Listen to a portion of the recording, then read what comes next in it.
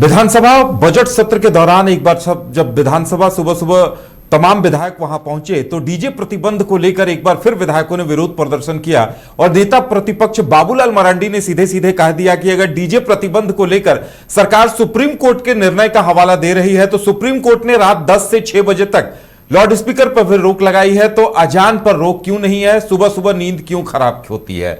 और बाबूलाल मरांडी की ये कहने के बाद इस पर इरफान अंसारी भी आमने सामने हुए। इरफान अंसारी ने कहा भी कि रामनवमी वो भी मनाते हैं और इस बार भी मनाएंगे लेकिन बिना डीजे के।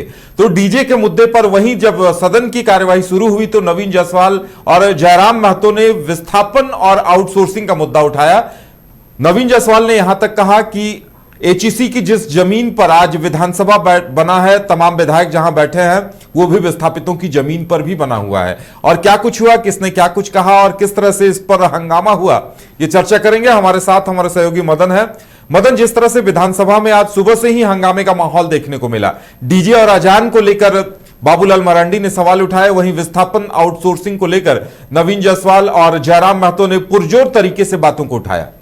बिल्कुल, देखिए सदन की कार्रवाई जो है वो शुरू हुई तो ज़रूर सदन के भीतर जो है विस्थापन का मुद्दा और खास करके जो आउटसोर्सिंग कंपनी है उसको लेकर के आवाज़ गूंजा। लेकिन सदन के बाहर अगर आप देखें तो शुरुआती दौर में बीजेपी के विधायकों ने हाथों में धान खरीद को लेकर के तख्तियां लेकर प्रदर्शन किया और ये कहा कि धान खरीदने में जो सरकार लापरवाही बरत रही है उससे लोगों को परेशानी हो रही है।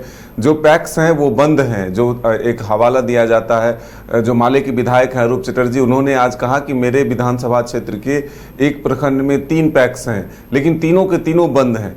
आखिर सरकार धान खरीदने का जो लक्ष्य प्राप्त करेगी वो कैसे, जब दुकानदार जब बिचौलिए जो है लोगों के धान खरीद कर वही 1600 रुपये भाव में खरीदेगा और 2400 रुपये के दर पे उसी पैक्स में वो बेच देगा, तो बिचौलिए मालामाल होंगे और किसान जो है वो कहीं ना कहीं परेशानियों का सामना करेंगे। वहीं बाबूलाल मरांडी ने समय को लेकर के पहले ही सवाल उठाया था कि धान खरीद का जो लक्ष्य रखा गया है वो मार्च तक नहीं बल्कि जनवरी तक रखा जाए।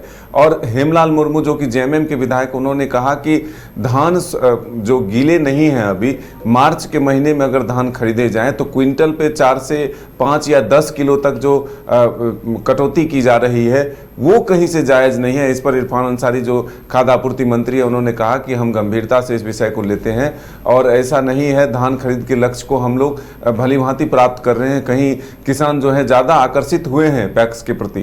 तो एक तरह से कहें तो डीजे को लेकर के भी तकरार जो है वो बराबर जारी है।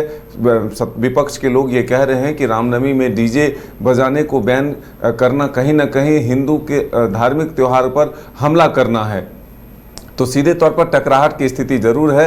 लेकिन जो जेएलकेएम के विधायक हैं जयराम महतो, उन्होंने जमीन अधिग्रहण का मामला उठाया और कहा कि जिस तरह से राज्य में 1990 या 1960 के करीब से जमीन अधिग्रहण का हवाला दिया जाता है और 5 वर्ष बीत जाने के बाद जब जमीन पुनः वापसी होता है अगर सरकार के द्वारा या कोई भी जो अधिग्रहण करने वाली कंपनियां हैं वो काम नहीं करती है, तो ऐसे में विस्थापितों को वो ज़मीन नहीं लौटाया जाता और गलत तरीके से वो ज़मीन कब्जा किया जा रहा है। साथ ही जो जिनके ज़मीन गए, विस्थापित हुए, उन्हें आउटसोर्सिंग में भी जो न्यूनतम मजदूरी है वो नहीं मिलते, उन्हें रोजगार नहीं मिलता।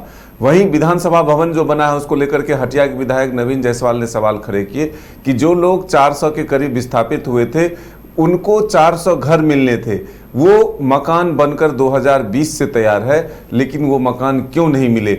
ऐसे में जो मंत्री थे सुदीप सोनू, उन्होंने जवाब दिया कि विस्थापित वो नहीं है जो सूची हमारे पास है, विस्थापित कौन है ये पहले बताएं।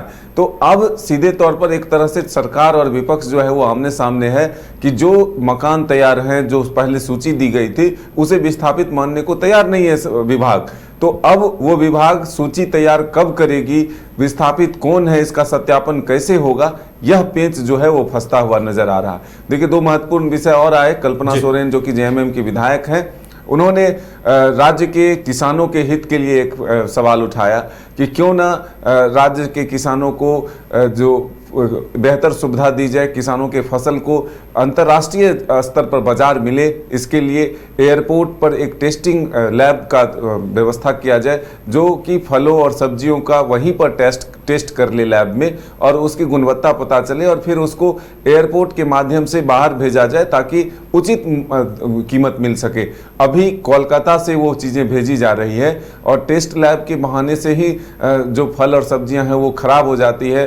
वहाँ जा कर के अगर उनकी गुणवत्ता नहीं मिलती तो फिर उसे वापस लाने पड़ते हैं, जिससे कि किसान उस भार को सहन करने में मजबूर हो जाते हैं। दोबारा रिस्क नहीं लेते कि भाई इतना पैसा लगाकर अगर हम अपने फलों और सब्जियों को वहाँ तक ले जाते हैं और वो नहीं भेजे जाते बाहर तो घर से नुकसान होता है। तो ऐसे में देवघर या फिर रांची जैसे हवाई अड्डों से अगर ये सुविधाएं उपलब्ध हो जाए तो किसानों की आय में वृद्धि होगी और हमारे जो फसल हैं, जो फल हैं, जो सब्जियां हैं वो वैश्विक पटल तक पहुंच सकती है। और बिल्कुल मदन, देखिए ये तमाम मुद्दों पर चर्चा हुई, लेकिन अजान और डीजे प्रतिबंध का मामला छाया हुआ है। लगता है हर दिन इस पर अभी चर्चा हो ही रही है।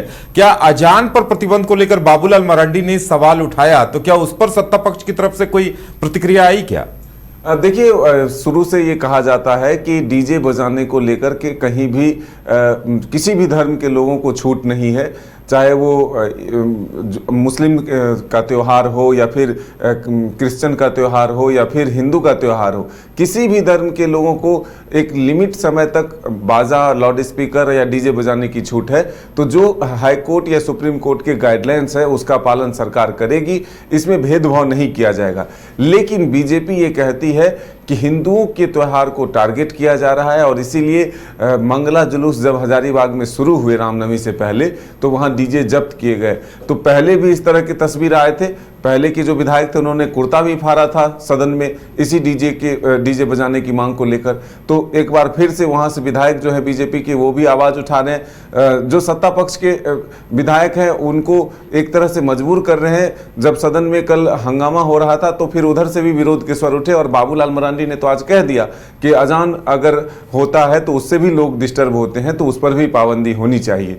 तो जरूर टकराहट की स्थिति जो है सदन के भीतर देखने को मिल रहे हैं। चलिए, अब देखने वाली बात यह होगी कि आगे इस पर क्या होता है, सत्ता पक्ष की तरफ से क्या कुछ आश्वासन दिया जाता है और क्या निर्णय होता है, ये देखने वाली बात होगी।